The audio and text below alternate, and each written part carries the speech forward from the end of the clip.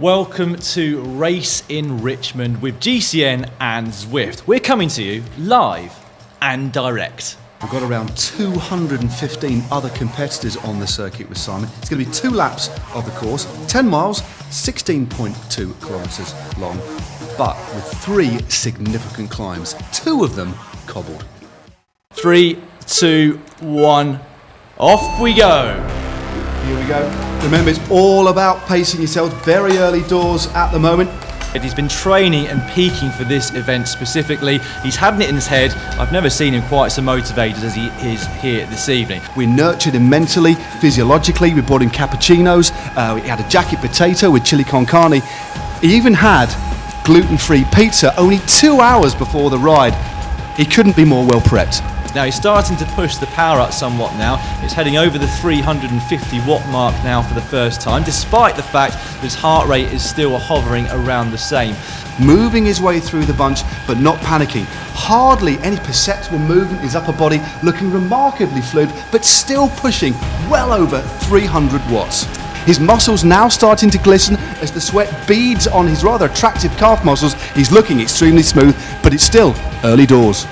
Don't forget that you too can ride this exact course on Zwift for free until the 15th of October. So all you need is a trainer of some sort, a bike, a laptop, and also an Ant Plus speed and cadence sensor. You've joined me, brilliant timing, on the first climb of the circuit.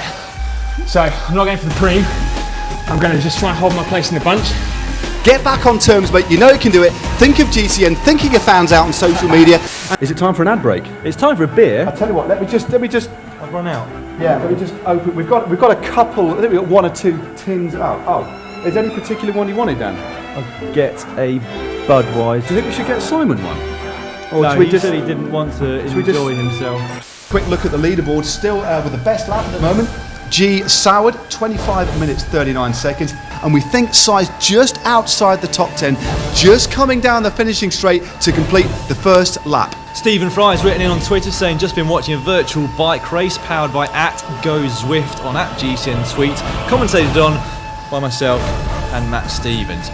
Si still putting out just under 400 watts, a constant 100 revolutions per minute. The heart rate pretty high, but Simon's completed so far 22.5 kilometres and a lapse time of 32.31 and an elevation gain so far of 148 metres. How are you feeling?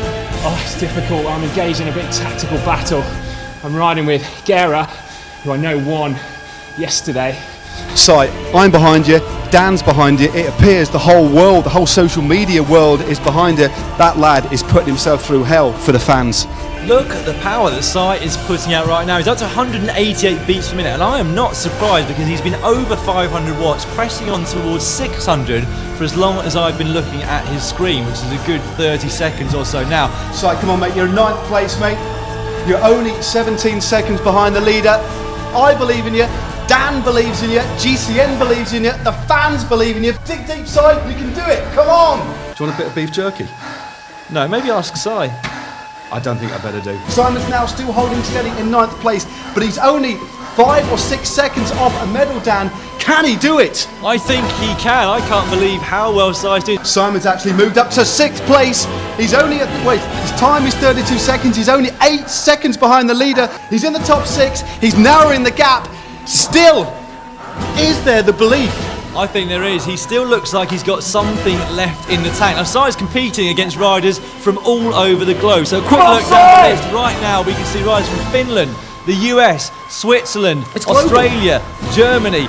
People from all over the world competing on exactly the same course. That is what Zwift is all about. I'm going to have to take my hoodie off. I'm sweating profusely here. That's the beef jerky. He's just coming up towards the finish line now.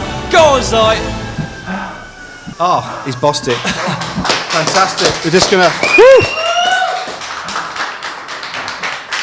What was it like, apart from being brutally difficult as an immersive experience? It really did look like you were racing for real.